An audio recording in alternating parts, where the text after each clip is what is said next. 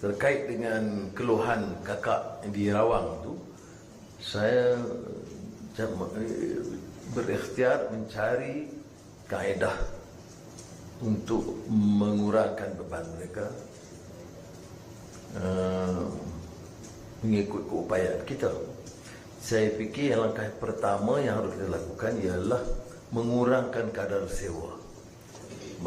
Kebanyakan kedai-kedai ini dimiliki oleh syarikat-syarikat kerajaan atau agensi kerajaan seperti Amara dan Buda.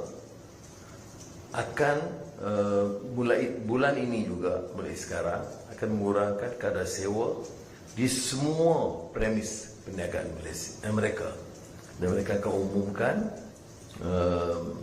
mengikut daerah dalam masa yang terdekat.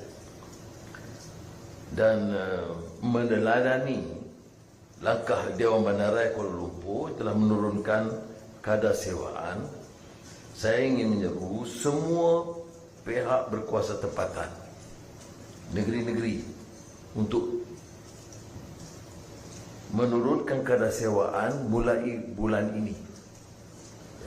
Dan saya ucap terima kasih kerana Menteri Besar Selangor Datuk Miruddin Syari telah menyambut secara positif dan kemungkinan dalam masa terdekat menurunkan kadar sewa semua premis perniagaan, terutama bagi peniaga kecil, penjajah dan kedai-kedai makanan.